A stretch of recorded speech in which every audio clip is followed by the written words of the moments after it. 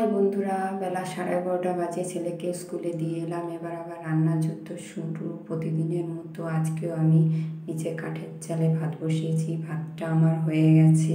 এবার আমি উপর দিয়ে নিয়ে যাব। এবার আমি উপরের গ্যাসে লাল শাক ভাজা করে রেখেছি।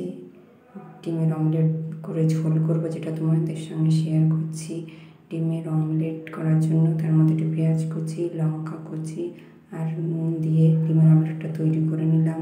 এবার আমি কড়াইতে একটু তেল দিয়ে আলু পিস পিস করে কেটে রেখেছিলাম, যেটাকে ভেজে নিচ্ছি।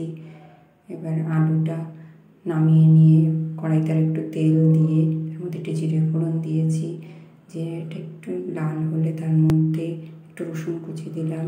রসুনটা একটু লাল হলে এর মধ্যে একটু পেঁয়াজ কুচি দিলাম।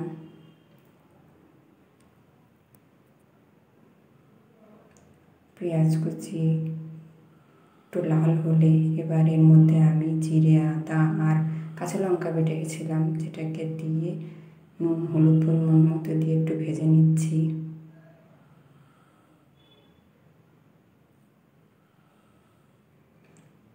মশলাটা আমার ভাজা হয়ে গেছে। এবার এর মধ্যে পরিমাণ মতো জল অ্যাড করব। এবার ঝোলটা একটু জাল হলে এর মধ্যে ডিমের অমলেট আর আলুটা দিয়ে ঝোলটা একটু ফুটিয়ে গরম মশলা বেটেছিলাম সেটাকে দিয়ে নামিয়ে নেব।